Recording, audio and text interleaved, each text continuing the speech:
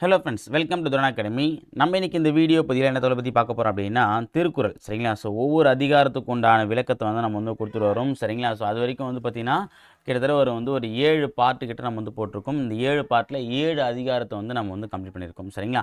So அதை பார்க்காததுக்கு description வந்து link கொடுத்துருக்கேன், அதை போய் நீங்கள் பார்த்துக்கலாம். ஸோ அதை தொடர்ந்து இப்போ நம்ம 8வது பார்ட்டாக வந்து பொறையுடைமை அப்படின்ற ஒரு அதிகாரத்தை நம்ம இந்த வீடியோ பதிவில் பார்க்க போகிறோம். சரிங்களா? ஸோ பொறையுடைமை அப்படின்னா என்ன அப்படின்னா, பிறர் செய்யும் துன்பங்களை பொறுத்து கொள்ளுதல். ஓகே ஆனது பிறர் செய்யும் துன்பங்களை பொறுத்து கொள்ளுதல் ரொம்ப ரொம்ப முக்கியமானது. ஓகேவா? அதுவும் டிஎன்பிசிக்கு படிக்கிற ஸ்டூடெண்ட்டுக்கு தேவையான ஒரு அதிகாரம். ஓகேவா? ஏன்னா இப்போ நம்ம வேலை வாங்குற வரைக்குமே வந்து பார்த்திங்க அப்படின்னா இந்த பொறுத்து கொள்ளுதல், ஏன்னா நமக்கு நிறைய துன்பங்கள் நம்ம சொல்ல முடியாது, இடையூறுகள் அப்படின்னு நம்ம வந்து குறிப்பிடலாம். ஓகேவா? இடையூறுகள் நம்ம வந்து போகக்கூடிய பாதையில் வந்து பார்த்திங்கன்னா ஏதாவது ஒரு தடைகளை வந்து அப்பப்போ யாராவது மூலமாக ஓகேவா நமக்கு அப்பப்போ வந்து ஏற்பட்டுகிட்டே இருக்கும். சரியா? அதெல்லாம் பொறுத்துக்கிட்டு உட்காந்து நம்ம படித்தா மட்டும்தான் நம்ம வந்து வேலைக்கு போக முடியும். சரியா? அதான் அந்த தடைகளால் வரக்கூடிய துன்பத்தை நம்ம பொறுத்துக்கிட்டால் மட்டும்தான். அதுக்கெல்லாம் நம்ம ரியாக்ட் பண்ணிட்டு இருந்தோம் அப்படின்னா நம்மளால் வந்து பார்த்தீங்கன்னா அந்த அரசு வேலையை வாங்க முடியாது. ஓகேவா? அதனால் வந்து பார்த்திங்கன்னா இந்த அதிகாரம் வந்து அதாவது மனிதனுக்காக அருளியது தான் திருக்குறள். அந்த மனிதத்துலேயும் வந்து பார்த்திங்கன்னா போட்டித் தேர்வுக்கு படிக்கக்கூடிய மனிதருக்காகவே அருளியதை தான் அந்த பொறையுடைமை அப்படின்னு சொல்லிட்டு வந்து நம்ம வந்து சொல்கிறோம். ஓகேங்களா? அதான் வந்து பார்த்திங்கன்னா வள்ளுவரை வந்து நம்ம ஏன் இன்னும் வந்து ஒரு பெரிய ஒரு எத்தனை புலவர்கள், அறிஞர்கள், கலைஞர்கள் இருந்தாலுமே திருவள்ளுவருக்கு இணையான நபர்கள் இன்னும் நம்ம யாரையுமே வந்து குறிப்பிடல. ஓகேவா? அதுக்கான காரணம் என்ன அப்படின்னா, அவர் சொன்ன விஷயங்கள் வந்து பார்த்திங்கன்னா அன்றும் இன்றும் என்றும் பொருந்தக்கூடிய ஒரு நிகழ்வு. சரிங்களா? ஒரு மனிதரால் எப்படி அடுத்த 2000 ஆண்டுக்கு பின்னாடி இருக்கக்கூடிய விஷயத்துக்கும் சேர்த்து வந்து எழுத முடியுன்றது தான் முக்கியமான விஷயம். ஸோ அப்போ அவர் எடுத்த விஷயம் என்ன? மனிதம். எத்தனை வருடங்கள் ஆனாலும் மனிதன்தான், மிருகம்தான். ஸோ அந்த ஒரு கோட்பாட்டை முன்னிலைப்படுத்தி எழுதுவதான் இன்னும் 1000, 2000, 10,000 ஆண்டுகள் ஆனாலுமே இவர் சொன்ன திருக்குறளானது வந்து பார்த்திங்கன்னா ஒவ்வொரு குறளுமே அந்த காலத்துக்கும் பொருந்தக்கூடிய எண்ணத்தில் இருக்கும். சரிங்களா? சரி, ஓகே. நம்ம வந்து பார்த்தோன்னா இப்போ குறளை வந்து பார்த்துடலாம். ஃபஸ்ட்டு, பிறர் செய்யும் துன்பங்களை பொறுத்தல். ஓகேவா? அதாவது என்னென்னா நமக்கு வந்து இன்பம் மட்டுமே நம்ம வாழ்க்கையில் வந்து வரும்னு நம்ம சொல்ல முடியாது. ஓகேவா? ஆக்சுவலாக வந்து நமக்கு இன்பம் வரத்தும் துன்பம் வரத்தும் நம்மளால தான் அப்படின்னு சொல்லுவாங்க. இருந்தாலும் பிறர் செய்யும்போது அவர்களே நம்ம வந்து சமயம் வந்து கோபத்தை வெளிப்படுத்துறது, இல்லை அவளை பழி வாங்கிறது, அவங்கள வந்து பார்த்தீங்கன்னா நம்ம பதிலுக்கு அவங்களுக்கு நம்ம வந்து பார்த்தீங்கன்னா துன்பப்படுத்துறது, ஓகே, இல்லை கோபித்து கொள்வது, இதெல்லாமே வந்து கூடாத தேவையில்லாத ஒரு விஷயம். ஓகேவா? அவங்க செய்கிறாங்க அப்படின்னா அவங்க அறியாமையால் செய்கிறாங்க, நம்மளும் அந்த மாதிரி செய்யக்கூடாது. அப்படி நமக்கு பிற யாருன்னா துன்பம் கொடுக்கும்போது நம்ம எப்படி ரியாக்ட் பண்ணுறது தான் இந்த 10 குறளில் வந்து அழகாக நமக்கு வந்து எடுத்து சொல்கிறாரு. இல்லை முதல் குறள் பாருங்கள், ரொம்ப ரொம்ப முக்கியமான குறள். அகழ்வாரை தாங்கும் நிலம் போல தம்மை இகழ்வார் பொறுத்தல் தலை. அது அகழ்வாரை தாங்கும் நிலம் போல தம்மை இகழ்வார் பொறுத்தல் தலை. எவ்வளோ அழகாக சொல்லியிருக்காரு பாருங்க. நிலமானது தன்னை தோண்டுபவரையும் தாங்குவது போல நம்மை இழிவுபடுத்துவோரையும் நாம் பொறுத்து கொள்வதே சிறந்த பண்பு. ஓகேங்களா? என்னது? அதாவது அகழ்வார் இகழ்வார். ஓகே, அகழ்வார்னா தோண்டுபவர், அது இகழ்வார்னா இழிவுபடுத்துபவர். ஓகேவா? இப்போ வந்து ஒரு பூமி இருக்குது, பூமியை நம்ம வந்து பார்த்திங்கன்னா தோண்டி வந்து கிணறு இருக்கிறோம், பள்ளம் எடுக்கிறோம், ஓகே, ஆழ்துளை கிணறுகளை வந்து பதிக்கிறோம். ஆனால் அப்படி பதித்தாலும் அந்த பூமியானது எவ்வாறு இப்போ நம்ம பள்ளம் தோண்டினா வந்து பூமி அப்படி நிலநடுக்கம் வரது கிடையாது, பொறுத்து கொள்ளுது. நம்ம எவ்வளோ வந்து அடித்தாலும் பொறுத்து கொள்ளுது. அதே மாதிரி தான் எப்படி வந்து தோண்டுபவரை வந்து இந்த பூமியானது பொறுத்துக்கொள்ளுதோ அதே மாதிரி இழிவுபடுத்துபவர், ஓகே, நம்மளை இழிவுபடுத்தணும் நம்ம பொறுத்துக்கணும். சரி விடுப்பா, அவன் பேசிட்டு போகிறான், அவனாச்சு நானாச்சு, நம்ம வேலையை பார்க்கலாம். பதிலுக்கு நம்ம சொன்னோம் அப்படின்னா நம்மளும் அதுக்கேற்ற மாதிரி அவன் மென்டாலிட்டி ஆகிடுவோம். நமக்கு நம்ம கொஞ்சம் வந்து விலைக்கு போயிடலாம் அப்படின்னு போகும்போது அது ஒரு சிறந்த பண்பு. ஓகே, அந்த பண்பு கண்டிப்பாக இல்லாட்ட இருக்குன்றத சொல்கிறார். ஓகேவா? அகழ்வார் அப்படின்னா தோண்டுபவர், இகழ்வார்னா இழிவுபடுத்துபவர். ஓகேவா? இது கேட்கலாம்பா. தலைனா சிறந்த பண்பு. இலக்கண குறி பார்த்தீங்கன்னா பொறுத்தல் அப்படின்னா இந்த அல்விகுதிப்பட்ட தொழில் பெயர் வரும். அகழ்வார் இகழ்வார்னா வினையால் அணையும் பெயர். ஓகே, அகழ்வார் இகழ்வார் அதாவது இந்த வினையாளும் பெயர் என்ன சொல்லியிருக்கேன், அதாவது வினையை குறிக்காமல் அந்த வினையை செய்த கருத்தாவை குறிப்பது தான் வினையால் அணையும் பெயர். அந்த வினையால் அணையக்கூடிய நபர் யாருன்னு சொல்கிறது. ஓகேவா? அடுத்து பாருங்க, இதில் என்ன குறிப்பிடுறாங்கன்னா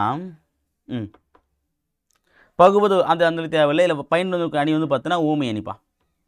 ஓகேவா? அடுத்து பாருங்க குறள் 2. இதில் சொல்ல பாருங்க, பொறுத்தல் இறப்பினை என்றும் அதனை மறத்தல் அதனினும் நன்று. பொறுத்தல் இறப்பினை என்றும் அதனை மறத்தல் அதனினும் நன்று. ஓகேவா? இறப்பினா இங்கே என்ன சொல்லலாம் அப்படின்னா பிறர் செய்த துன்பத்தினை. இறப்பினா நம்ம வந்து இறந்து போதல் இங்கே குறிப்பிடல. இங்கே சொல்லக்கூடிய இறப்புன்ற வார்த்தை என்ன அப்படின்னா பிறர் செய்த துன்பத்தை பொறுத்து கொள்ளுதல். பிறர் செய்த துன்பத்தை இறப்பின்னு சொல்லுவாங்க. பொறுத்தல். ஓகேவா? பிறர் செய்த துன்பத்தை வந்து நம்ம பொறுத்துக்கணும், அது நல்லது. ஓகே, அதை விட சிறந்தது எதுன்னு பார்த்தீங்கன்னா அதை மறக்கிறது. பொறுத்து கொள்வது ஒரு சிறந்த பண்பு தான். அதை போன குறளில் சொன்னார். இந்த குறளில் பாருங்கள், பொறுத்து கொள்வது சிறந்த பண்பு தான், அதில் மறுக்கலை. ஆனால் பொறுத்தது மட்டும் இல்லாமல் அவர் செய்ய துன்பத்தை மறக்கிறது அதை விட சிறந்ததுன்னு சொல்கிறார். பாருங்கள், முதல் ஒரு சிறப்பா, அதுக்கப்புறம் ரெண்டாவது சிறப்பு. இந்த ஔவையார் சொல்லியிருப்பாங்க பற்றி, அரிது அரிது மானிடராய் பிறத்தல் அரிது, அதனினும் அரிது கூன் குருடு செவிடு பேரு நீங்கி பிறத்தல் அரிது. அரிது அரிது மானிட பிறத்தல், அதனினும் அரிது எதுவா? கூன் குருடு இந்த ஊனெல்லாம் இல்லாமல் பிறக்கிறது. அதே மாதிரி பிற செய்ய துன்பத்தை பொறுத்து கொள்வது ஒரு சிறந்த பண்பு. பொறுத்து கொள்வது மட்டும் இல்லாமல் அதை மறக்கிறது அதை விட சிறந்த பண்பான். அதை மறந்துடணும். சரி விடுப்பா, அவன் ஏதோ தெரியாமல் அறியாமல் பண்ணிட்டான், அதை நான் அப்பயே மறந்துட்டேன்ப்பா அப்படின்னு சொல்லலாம் பற்றி அதுதான். ஓகேவா? அப்போ பொறுத்தல் இறப்பினை என்றும் அதனை மறத்தல் அதனும் நன்று. பிற செய்யும் துன்பத்தை ஒருவர் பொறுத்து கொள்ளுதல் சிறந்தது, அதனை விட சிறந்தது அத்துன்பத்தை மறந்து விடுதல். ஓகேவா? இதில் பொறுத்தல்னா பொறுத்து கொள்ளுதல் தெரியும் உங்களுக்கு. இறப்பினைனா பிற செய்த, இது நான் வச்சுங்கப்பா. ஏன்னா நம்ம வந்து ட்ரிக்கியாக வந்து நம்மளை வச்சு ஏமாற்றுவாங்க. ஏன்னா நம்ம இறப்பினைனா இறந்து போதல் நம்ம நினைப்போம். என்னது? பிற செய்த துன்பத்தை. மறத்தல் பொறுத்தல் வந்து தொழில் பெயர். நன்று என்பது குறிப்பு வினைமுற்று. இது நோட் பண்ணி வச்சுங்க. ஏன்னா இது சம்மந்தமே. நன்று என்பது குறிப்பு வினைமுற்று. ஓகே, நன்று குறிப்பு வினைமுற்று. ஓகே, இல்லைன்னு ஒன்று வரும். ஓகே, அடுத்து பாருங்கள், 3வது அதிகாரம். இன்மையுள் இன்மை விருந்தோரால் வன்மையுள் வன்மை மடவார் பொறை. இன்மையுள் இன்மை விருந்தோரால் வன்மையுள் வன்மை மடவார் பொறை. இதில் என்ன சொல்கிறாங்க பார்த்தீங்க அப்படின்னா, விருந்தினரை வரவேற்க இயலாது தவிக்கும் நிலை வறுமையுள் கொடிய வறுமையாகும். அதுபோல அறிவற்றார் செய்யும் தீங்குகளை பொறுத்து கொள்ளுதல் வலிமையுள் சிறந்த வலிமை அப்படின்னு சொல்லிட்டு குறிப்பிடுறாங்க. அதாவது ஒரு செய்தியை நமக்கு விளக்குவதற்காக இன்னொரு செய்தியை எடுத்து காட்டுறாங்க. இதுக்கு பேர் வந்து எடுத்துக்காட்டு ஊமை அணி. இது எடுத்துக்காட்டு ஊமை அணி. பாருங்க, இதில் வந்து 2 செயல் இருக்குது. ஓகேவா? அதாவது நமக்கு ஒரு செயலை வந்து அறிவுறுத்த வேண்டி இன்னொரு செயலை எக்ஸாம்பிள் கொடுக்குறாங்க. அது என்னது? அதை கூறி அதன் மூலமாக இதை நமக்கு வந்து விளக்க வராங்க. அதனால் இது என்ன சொல்கிறாங்க? எடுத்துக்காட்டு ஊமை அணி. நோட் பண்ணி வச்சிங்க, கேட்கலாம். ஏன்னா இப்போ அணிகள் கூட கேட்க ஆரம்பிச்சிட்டாங்க. ஓகேவா? இதில் பாருங்கள், விருந்தினரை வரவேற்க. இப்போது ரொம்ப ஒருத்தர் வறுமையில் இருக்கார். ஓகேவா? அது ரொம்ப வறுமையில் இருக்கார். அவங்க வீட்டு திடீர்னு விருந்தாளி வந்துட்டாங்க. அப்போ அவங்க மனசு எவ்வளோ புண்படும். ஏன்னா அவங்களுக்கே சாப்பாடு எதுவுமே இல்லாமல் ரொம்ப வறுமையில் இருக்காங்க. ஒரு விருந்தினர் வந்தாங்கன்னா தண்ணி தான் மொண்டு கொடுக்க முடியும், வேறு என்ன பண்ண முடியும் அவங்களுக்கு? ஸோ அப்போ தண்ணி மட்டும் தான் மொண்டு கொடுக்க முடியும்னா அப்போ அது அந்த விருந்தினுடைய உள்ளம். அவங்க என்ன யோசிக்கலாம் அப்படின்னாலும், வந்த விருந்தினரை உபசரிக்க முடியலையே, அதுவும் அவங்க நமக்கு மனம் கவர்ந்த விருந்தினராக இருந்தாங்க அப்படின்னா சொல்லவே தெரியல. அந்த அந்த குறுகி குமுறி குமுறியே நம்முடைய மனதானது ரொம்ப வெந்துடும் அப்படின்னு சொல்கிறாங்க. அது வந்து ரொம்ப கொடுமையாக, அந்த வறுமையிலும் ரொம்ப வறுமை எதுன்னு பார்த்தீங்கன்னா, வந்த விருந்தினரை கூட நம்மளை உபசரிக்க முடியாத வறுமை. நமக்கு சோறு இல்லைனாலும் பரவாயில்ல, நாளைக்கு செஞ்சுக்கலாம், நாளைக்கு சாப்பிட்டுக்கலாம், ஒரு நாள் பிரச்சனை இல்லை. ஆனால் வந்த விருந்தினர் சும்மா விட முடியுமா? இப்போ இன்றைக்கி நாங்களே எதுவுமே இல்லாமல் இருக்கோம், அது விருந்தினுடைய முகத்தை வந்து மாற்றும் இல்லையா? அதே மாதிரி தான் அறிவற்றவனை என்ன சொல்கிறதுன்னா அறிவில்லாதவர்.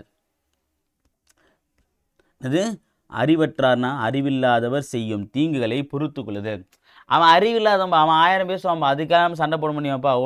இப்போது புத்திசாலித்தனத்தை என்னென்னு பார்த்தீங்க அப்படின்னா, ஓகேவா, புத்தி இல்லாதவன் பேசுகிறத பொறுத்துக்கிறது, அதை விட்டு விளங்கி போகிறது தான் புத்திசாலித்தனம். ஓகேவா? அந்த வாதம் விவாதம் அப்படின்னும்போது பார்த்தீங்கன்னா அது அறிவுடையோரோடு தான் நம்ம செய்யணும். அறிவற்றோடு செய்வது வந்து பார்த்தீங்கன்னா வீண் வாதமாக ஆயிடும், அது விவாதமாக மாறாது. அதே மாதிரி தான் இங்கே அறிவில்லாதவர்கள் செய்யக்கூடிய, அவங்க அறிவில்லாமல் செய்கிறாங்க, அதுக்காக அறிவுள்ள நாமும் போயிட்டு அதை செஞ்சோம் அப்படின்னா நம்மள அறிவற்றவராக மாறிடும். ஓகேவா? அவன் அறிவில்லாதவன் அவன் அப்படி செய்கிறான்பா விட்டு போகணும்னு சொல்லிட்டு போகிறது வலிமையுள் சிறந்த வலிமைன்னு சொல்கிறாங்க. ஓகே, அந்த பொறுத்து கொள்ளக்கூடிய வலிமை இருக்கு பார்த்தீங்களா, அதிலும் ரொம்ப பெரிய வலிமை அது இந்த அறிவற்றார் செய்யக்கூடிய தீங்கு. ஓகேவா? முதல் குறளை என்ன சொன்னாங்க? இதுக்கு அடுத்த குறள் நம்ம சேர்த்து சொல்லிடலாம். 4வது குறள். நிறையுடைமை நீங்காமை வேண்டின் பொறையுடைமை போற்றி ஒழுகப்படும். நிறையுடைமை நீங்காமை வேண்டின் பொறையுடைமை போற்றி ஒழுகப்படும். என்ன சொல்றாங்கன்னா, நற்குணங்கள் நம்மை விட்டு நீங்காதிருக்க வேண்டுமானால் பொறுமையை நாம் போற்றி கடைபிடித்தல் வேண்டும். சொல்லாங்க, நற்குணங்கள் நம்மை விட்டு நீங்காதிருக்க வேண்டுமானால் பொறுமையை நாம் போற்றி கடைபிடித்தல் வேண்டும். ஓகேவா? நம்ம கிட்ட இருக்கக்கூடிய நல்ல குணம் ஓகேவா நம்ம விட்டு போகாமல் இருக்கணும் அப்படின்னா நம்ம என்ன பண்ணணுமா? பொறுமையை வந்து நம்ம வந்து போற்றி பாதுகாக்கணும். ஏன்னா நம்மக்கிட்ட பொறுமை இருந்துச்சு அப்படின்னா நாம் பெற்ற எல்லா நற்குணங்களும் நம்ம கூட பொறுத்து கொண்டு நம்ம கூட பயணிக்கும். நம்ம பொறுமை இழந்து அவசரப்பட்டோம் அப்படின்னா அவசரப்பட்ட வார்த்தையை விட்டோம் அப்படின்னா அந்த விட்ட வார்த்தைக்கு ஏற்றாமல் நம்ம கூட நற்குணங்கள் எல்லாமே வந்து போயிட்டே இருக்கும். இப்போ நம்ம கோவத்தில் ஏதாவது பேசுகிறோம், அப்பா இவன் நல்லவன் நினச்சேன், இவன் இப்படி இருக்கானேப்பா. அப்போது இத்தனை நாள் நம்ம சேர்த்து வச்ச பேர் கொஞ்சம் ஒரு 10 செகண்ட் வந்து பார்த்திங்க அப்படின்னா கோவப்பட்டதுனால அல்லது பொறுத்து கொள்ளாமல் இருந்ததுனால வந்து பார்த்திங்க அப்படின்னா நம்மளை விட்டு போயிடும். சரியா? இப்போலாம் வந்து ஒரு ட்ரெண்டிங் என்ன அப்படின்னா, அதாவது எதெல்லாம் கெட்டதோ எதெல்லாம் கேவலமானதோ அதை வந்து நம்மளுக்கு இப்போ ட்ரெண்டிங் பண்ண ஆரம்பிச்சிட்டானுங்க. ஓகேவா? சிம்பிளாக சொல்ல போனோம் அப்படின்னா, நீ நல்லவனா கெட்டவனா அப்படின்னா நான் கெட்டவன் தான், என்னமோ கெட்டவன்றது எதுவும் வந்து பார்த்தீங்கன்னா ஆக்ஸ்போர்ட் யூனிவர்சிட்டி கொடுத்த அவார்டு மாதிரி சொல்லாமல் சீன் போட்டுக்கிறது. ஓகேவா? விளக்கென்ன நீ நல்லவனா இருக்க முடியாதுன்றத வந்து கெட்டவனா அது எந்தவித நல்ல எண்ணங்களும் நல்ல நிகழ்வுகளும் உங்ககிட்ட இல்லை, நீ ஒரு தண்டம் அப்படின்றவன் தான் கெட்டவன் சொல்லுவாங்க. அதை இப்போ நம்மளால பெருமையாக பீத்திக்கிது, நான் கெட்டவன் தான், என்னமோ அது ஒரு ஆஸ்கார் அவார்டு மாதிரி வாங்கி வச்சுக்கிது, நான் கெட்டவன் அப்படின்னு சொல்லிட்டு. அதே மாதிரி வந்து பார்த்தீங்கன்னா காலேஜில் அரியர் வச்சு அது ஒரு பீத்திக்கிட்டு. ஓகே, 6 மாதம் கொடுத்த அந்த 5 யூனிட்டு படிக்க முடியாத நாம் அரியர் வச்சு காலேஜினால் அரியர் வச்சா தான் கெத்து. யாரா கெத்துன்னு சொன்னது? வெளியே போய் பார்த்தா தெரியாது கெத்தா வெத்தான்றது. ஓகேவா? அதே மாதிரி வந்து பார்த்தீங்கன்னா படிக்காமல் போயிட்டு எக்ஸாம் எழுதுறது. ஓகே, படிக்க துப்பு இல்லை, அதனால் என்ன சொல்லுறது, படிக்காமல் போய் எக்ஸாம் எழுதுன்றது. ஓகேவா? இந்த மாதிரி வந்து பார்த்தீங்கன்னா இப்போ எல்லாமே என்ன ரிவர்ஸில் மாறிட்டு போகுது. அதே மாதிரி வந்து பார்த்தோன்னா, அப்பா அவன் ரொம்ப கோவக்காரன்பா, அவன் ரொம்ப சென்சிட்டிவ்ப்பா.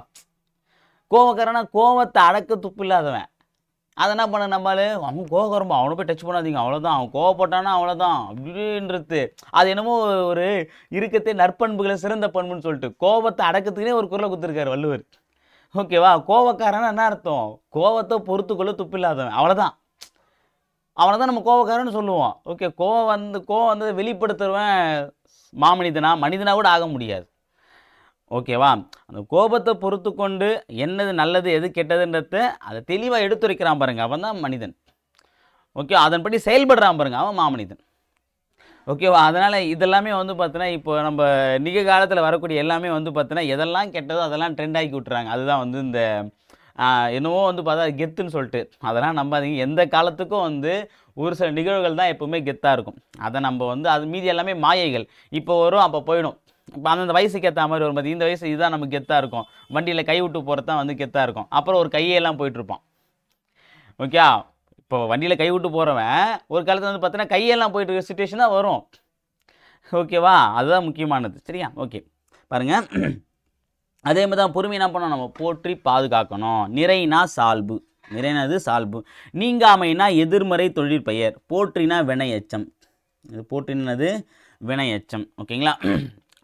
ஓகே, இது வந்து பார்த்தீங்கன்னா இந்த 4 குறட்பாடு வந்து பார்த்தீங்கன்னா பொறுமையின் சிறப்பை வந்து சொல்லுது. பாருங்கள், பொறுமையின் சிறப்பு வந்து ஃபர்ஸ்ட் குறள் என்ன சொல்லிச்சு, அகழ்வார், அதாவது நம்மளை வந்து இகழறவங்களை நம்ம பொறுத்துக்கொள்ளுதல் சிறந்த பண்பு.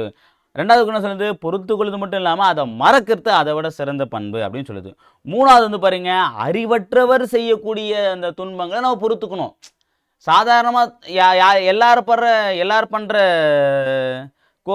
துன்பத்தை வந்து மறக்கிறது அது ஓகே. ஆனால் அறிவற்றவர் செய்யக்கூடியதை நம்ம என்ன பண்ணாமல் அதை நம்ம உணர்ந்து அதை பொறுத்துக்கணும். நாலாவது என்ன சொல்கிறாங்க, நம்ம பொறுமையை கடைபிடிச்சா நல்ல குணம் எல்லாமே நம்மக்கிட்ட இருக்கும். பொறுமை இல்லை அப்படின்னா நற்குணம் எல்லாமே நம்ம விட்டு போயிடும் அப்படின்ட்டு சொல்கிறாங்க. ஓகேவா? ஓகே, அடுத்து உடனே கீழே கமெண்ட்டில் போட்டாதீங்க சார், டாபிக்கில் கிட்ட மட்டும் போய் பேசுங்க அப்படின்னு சொல்லிட்டு. டாப்பிக்கிட்ட மட்டும் பேசுறதுக்கு வந்து பார்த்தீங்கன்னா இது வந்து பார்த்தீங்கன்னா ஜஸ்ட் அதை நம்மளே பார்த்துட்டு போயிடலாம். ஓகேவா? சரி, அடுத்து பாருங்கள். ஒருத்தாரை ஒன்றாக வையாரே வைப்பர், பொறுத்தாரை பொன்போர் புதிந்து. ஓகே, ஒருத்தாரை ஒன்றாக வையாரே வைப்பர், பொறுத்தாரை பொன்போர் புதிந்து. இது என்ன சொல்கிறாங்க பார்த்தீங்கன்னா, பிறர் செய்யும் தீங்கை பொறுத்து கொள்ளாமல் தண்டிப்பவரை சான்றோர் ஒரு பொருட்டாக மதிக்க மாட்டார்.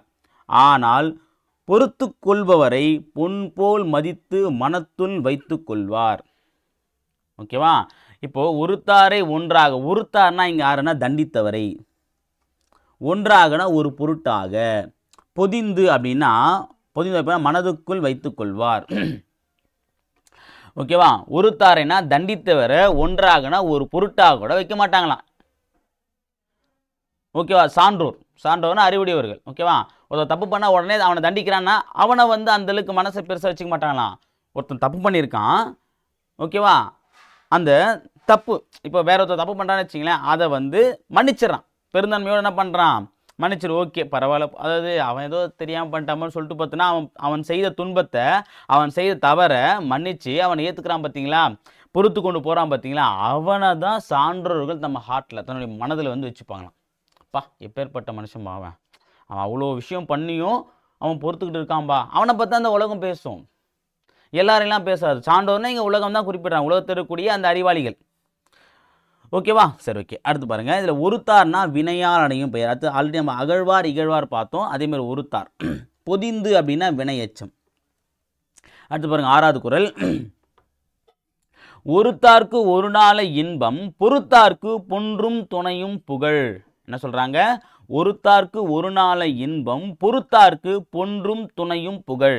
பிற செய்யும் தீமையை பொறுத்து கொள்ளாது தண்டித்தவர்க்கு ஒரு நாள் மட்டுமே இன்பம் கிட்டும். அதனை பொறுத்து கொண்டவரின் புகழ் உலகம் உள்ளவரை நிலைத்து நிற்கும். ஓகே, பிற நமக்கு யாராவது ஒருத்தர் வந்து தீமை செய்கிறாங்க அப்படின்னா உடனே அவள் தண்டிச்சோம்ப்பா, என்ன அப்படி பண்ணல, ஓகேப்பா உன்னை என்ன பண்ணுறேன் பாரு. அப்போது அவனை நம்ம பழி வாங்கும்போது அந்த ஒரு நாள் தான் நமக்கு இன்பம் வருமா? அதான் ஒருத்தாருக்குனா தண்டித்தவருக்கு ஒரு நாள் தான் இன்பம். ஆனால் பொறுத்தார்க்கு பொன்றும் துணையும். பொன்றும் துணைனா உலகம் உள்ளவரை. ஓகேவா? என்னது பொன்றும் துணையும் இருக்குல்ல, இது என்ன அர்த்தம்? உலகம் உள்ளவரை. உலகம் இருக்கிற வரைக்கும் அந்த பொறுத்து கொண்ட அவருக்கு புகழானது இருக்கும். ஓகேவா? அப்போ ஒருத்தர் நம்மளை வந்து ஏமாத்துறாங்க அப்படின்னா அவன் நம்ம தண்டிக்கக்கூடாது. தண்டித்தா ஒரு நாள் தான் இன்பம். அதாவது மன்னிச்சிடும் அப்படின்னா பல நாள் நமக்கு வரக்கூடிய புகழ், நம்ம இருக்க வரைக்கும் அந்த புகழ் வந்து நம்ம பின்னாடியே இருக்கும், நம்ம கூடவே இருக்குன்றத சொல்கிறாங்க. ஓகே, அதில் ஒருத்தார் பொறுத்தார் வினையால் அணையும் பெயர். அடுத்து பாருங்கள், 7வது. திறனல்ல தற்பிற செய்யணும் நோனொந்து அறநல்ல செய்யாமை நன்று. என்ன சொல்கிறாங்க? திறனல்ல தற்பிறர் செய்யணும் நோனொந்து அறநல்ல செய்யாமை நன்று. இதில் என்ன சொல்கிறாங்க அப்படின்னா, செய்யத்தகாத துன்பச் செயல்களை பிறர் தமக்கு செய்தாலும் தான் அத்துன்பத்திற்கு வருந்தி அறத்துக்கு மாறான செயல்களை அவருக்கு செய்யாதிருத்தல் வேண்டும். ஓகேவா? இப்போது நமக்கு செய்யக்கூடாத ஒரு வேலையை மொத்தம் செஞ்சுட்டான். ஓகேவா? சொல்லுவாங்களே, செஞ்சிட்டியா, மொத்தமாக செஞ்சிட்டியான்னு கேட்குற மாதிரி நம்மளை எவனோ செஞ்சு விட்டான்னு வச்சிங்களேன். ஓகே, அற வழியில் இல்லை, செய்யக்கூடாத ஒரு துன்பத்தை நம்ம செஞ்சிட்டான். ஓகேவா? என்ன பண்ண, நம்ம அந்த துன்பத்தை மறந்துடணும். அதுக்காக வருந்தி நம்ம அறவழியை மீறி, ஓகேவா, அறவழியை மீறி அவனை தண்டித்தோம் அப்படின்னா அது தப்பு. ஓகேவா? அது அந்த மாறான செயல்கள் வந்து பார்த்தீங்கன்னா அவருக்கு செய்யாதிருத்தல் வேண்டும். அறவழியை மீறி வந்து பார்த்திங்கன்னா அவருக்கு, அவன் வந்து பார்த்தோன்னா கெட்ட வழியில் போயிட்டு நம்மளை வந்து பார்த்தோன்னா பழிவாங்க அப்படின்னா நம்மளும் கெட்ட வழியில் போயிட்டு பழிவான்ற அவசியம் கிடையாது. நம்ம நல்ல வழியில் அவனை பொறுத்து கொண்டு மன்னிச்சாலே போதும், அதுவே அவனுக்கு பெரிய தண்டனை. ஓகே, சொல்லலாம், மன்னிப்போட பெரிய தண்டனை எதுவுமே இல்லைன்னு சொல்லுவாங்க. ஓகே, அது மாதிரி தான் செய்யத்தகாத துன்பச் செயல்களை பிற நமக்கு செய்தாலும், அவங்க செஞ்சாலும் சரி, தான் அத்துன்பத்திற்கு வருந்தி அறத்துக்கு மாறான செயல்களை அவருக்கு செய்யாதிருத்தல் நல்லது. அறத்துக்கு புறம்பா, அறத்தோடு நீ செய்யலாம், தப்பு இல்லை, ஆனால் அறத்துக்கு புறம்பா, அறத்தோடு செய்தானே அது மன்னித்தல் பொறுத்து கொள்ளுதல். ஓகேவா? இதுதான் பழி வாங்குதல்லாம் அறத்துக்கு மாறானது. சரியா? அப்போ அறத்துக்கு நமக்கு வந்து செய்யக்கூடாத செயலை செஞ்சானதுக்காக நம்ம அவனுக்கு திருப்பி செய்யக்கூடாது. அப்போ நமக்கு அவனுக்கு மரியாதை இல்லாமல் போயிடும். திறனல்னா செய்யத்தகாத. நோனொந்துனா துன்பத்திற்கு வருந்தி. நோட் பண்ணிங்கப்பா, கேட்கலாம். நோனொந்துனா துன்பத்திற்கு வருந்தி. தற்பிறர் அப்படின்னா 7ஆம் வேற்றுமை தொகை. ஓகேவா? அடுத்தது செய்யணும் அப்படின்னா இழிவு சிறப்புமை. செய்யணும்னது இழிவு சிறப்புமை. ஏன்னா இந்த சிறப்பு வந்து பார்த்தோன்னா ரொம்ப ஒரு கேவலமான செயலுக்காக இந்த ஒரு வார்த்தையை பயன்படுத்துகிறாங்கன்னா இழிவு சிறப்புமை. அது நொந்து அப்படின்னா வினையச்சம். ஓகே, நொந்து. அரண் திறன் வந்து பார்த்தீங்கன்னா இது ஆக்சுவலாக அறம் திறம் வரணும், ஈற்றுப்பொலி ஈற்று எழுத்து இம்மு வரணும், ஆனால் இங்கே இன்னும் வந்திருக்குல்ல ஈற்றுப்பொலி. அடுத்து 8வது குறள். மிகுதியான் மிக்கவை செய்தாரை தாம் தம் தகுதியான் வென்றுவிடல். மிகுதியான் மிக்கவை செய்தாரை தாம் தன் தகுதியான் வென்றுவிடல். இதில் என்ன சொல்கிறாங்க அப்படின்னா, செருக்கினால் தீமை செய்தாரையும் தத்தம் பொறுமையினால் வெற்றி கொள்ளல் வேண்டும். ஓகே, செருக்கினால் தீமை செய்தாரையும் தத்தம் பொறுமையினால். ஓகே, செருக்கால ஆணவத்தால் ஒருத்தர் நமக்கு வந்து தீமை செய்கிறாங்க அப்படின்னா என்ன பண்ணோம்? ஓகே, அவன் ஆணவக்கார செஞ்சுட்டு போகிறதுக்காக வந்து பார்த்தா பொறுமையால் அவனை வெற்றி கொள்ளணும். நம்மளும் வந்து நமக்கு இல்லாத ஒரு செருக்குன்ற ஒரு பழக்கத்தை உருவாக்கி அதனால் அவனை பழிவாங்கத்தை விட நமக்கு இருக்கக்கூடிய மிகப்பெரிய பவர் இது பொறுமை. அந்த பொறுமையை வச்சு நம்ம என்ன பண்ணோம், பொறுத்து கொண்டு போகணும் அப்படின்னு சொல்லிட்டு சொல்கிறாங்க. அங்கே பொறுமை தான் வெற்றி பெறுன்றத சொல்கிறாங்க. ஒருபோதும் செருக்கு, அதாவது ஆணவம் வெற்றி பெறாது. ஓகேவா? மிகுதியான மனச்செருக்கால், மிக்கவைனா தீமை, தகுதியானா பொறாமையால். ஓகேங்க, பாருங்கள், மிக்கவை தீமை, இதை நம்ம வந்து டக்குன்னு வந்து மாற்றி போட்டுருவோம், ஞாபகம் வச்சுங்க. ஓகேவா? செய்தாரை, செய்த நபரை, அதனால் வினையானையும் பெயர். விடல் அப்படின்னா அல் ஈற்று வியங்கோல் வினைமுற்று விகுதி. அல் ஈற்று வியங்கோல் வினைமுற்று. ஓகே, விடல்னா விடுக, அந்த விடுகன்றது தான் இங்கே விடல்னு வந்திருக்கு. அப்போ கா விகுதி பெற்றா வியங்கோல் வினைமுற்று விகுதி பார்த்தோமா, அதே தாங்க. அடுத்தது 9வது குறள் பாருங்க.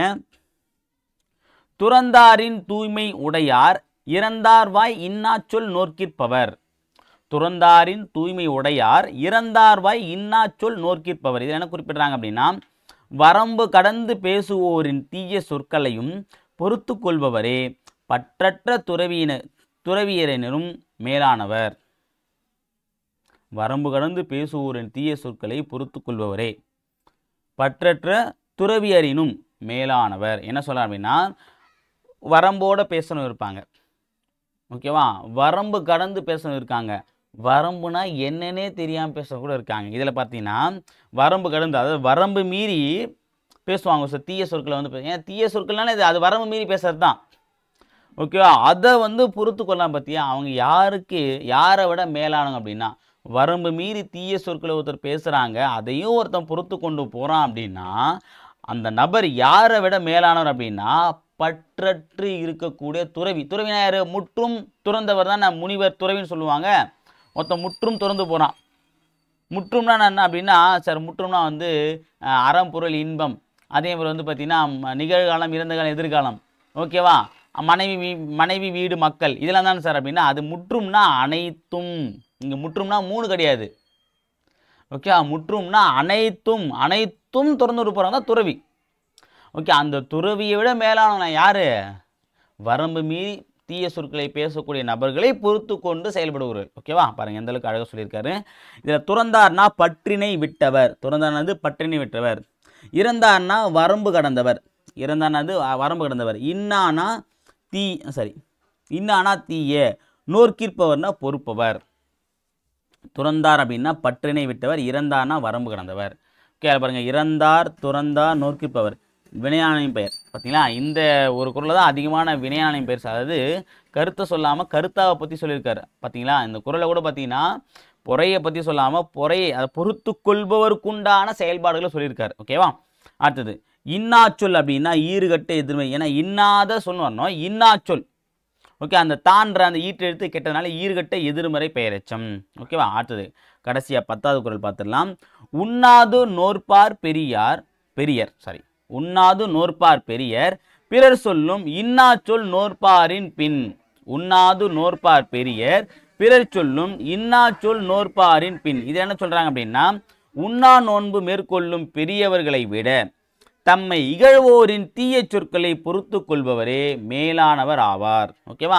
அதாவது இந்த விரதெல்லாம் இருப்பான் பார்த்தீங்களா, உண்ணாத நோன்பு மேற்கொள்ளும். நோன்புனாலே விரதம் தான். ஓகேவா? பொதுவாக வந்து பார்த்தீங்கன்னா சாப்பிடாம விரதம் மேற்கொள்ளக்கூடிய பெரியவர்கள். ஓகேவா? ஒவ்வொரு விரதம் இருப்பான் பார்த்தீங்கன்னா, அவங்க வந்து பார்த்தீங்கன்னா அவங்கள விட யார் வந்து பார்த்தீங்கன்னா மேலானவங்கன்னு சொல்லி குறிப்பிடலாம் அப்படின்னா, இகழ்வோரின் தீய சொற்களை பொறுத்துக்கொள். நம்ம வந்து ஒருத்தவங்க ஏசி பேசுவாங்க. ஓகே, நீ விளங்க மாட்ட, நீ உருப்பட மாட்ட, நீ வந்து தண்டச்சோறு, நீ குடிச்சோறு, இது மாதிரி ஏகப்பட்ட வார்த்தைகளை சொல்லி தீய சொற்களை பேசி நம்மளை வந்து பார்த்தீங்கன்னா இழிவுபடுத்துவாங்க. அந்த இழிவுகளில் விட என்ன பண்ணுவாங்க, அதை வந்து பொறுத்துறான் பார்த்தீங்கன்னா, அவன் வந்து மேலானவன். யாரை விட மேலானவங்க? உண்ணா நோன்பு மேற்கொள்ளக்கூடிய பெரியவர்கள். அப்போ முதல் குறள் 9வது குறள் என்ன சொல்லியிருந்தாங்க? அதாவது வந்து பார்த்தீங்கன்னா முனிவர்கள், முற்றும் துறந்தவரோட மேலானு சொன்னாங்க. ஓகே, தீமைகளை பொறுத்து கொள்வது முற்றும் துறந்த முனிவர்களை விட மேலானவங்க. அதே மாதிரி இந்த இடத்துல உண்ணா நோன்பு மேற்கொள்ளும் பெரியவர்களை விட மேலானவர்கள் தான் யாரு? இகழ்வோரின் தீய சொற்களை கண்டு அதை வந்து பார்த்தோன்னா பொறுத்து கொள்பவர்கள். ஓகேங்களா? இதில் நோற்பார் அப்படின்னா நோன்பு மேற்கொள்பவர். இன்னா சொல்னா தீய சொல். உண்ணாதுன்னா வினையச்சம். உண்ணாதுன்னா என்னது? நோட் பண்ணி வச்சிங்க.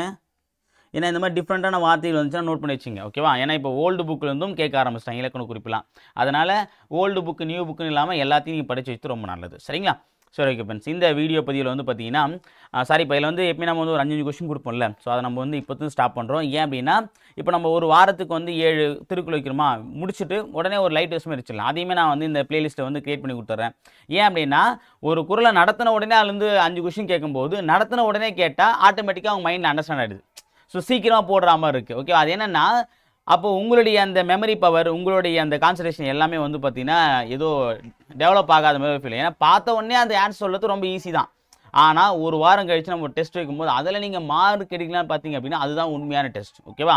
அதனால் வந்து இப்போ ஒரு வாரத்துக்கு நம்ம வந்து பார்த்தீங்கன்னா ஒரு 7 வீடியோ போடுறோமா, அந்த 7 வீடியோ வந்து ஒரு 30 கொஸ்டின் 40 கொஸ்டின் எடுத்து அது ஒரு லைட் டெஸ்ட் மாதிரி வைக்கலாம். அப்போ வந்து நமக்கு ஈஸியாக இருக்கும், ஒரு அண்டர்ஸ்டாண்ட் ஆகும். சரிங்களா? ஓகே ஃப்ரெண்ட்ஸ், ஸோ நம்ம இந்த வீடியோ பதிவில் திருக்குறளை வந்து பார்த்தீங்கன்னா பொறையுடைமை அப்படின்ற ஒரு அதிகாரத்தை வந்து முடிக்கிறோம்.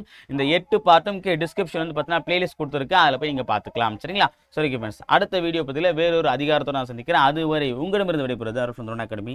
தேங்க்யூ.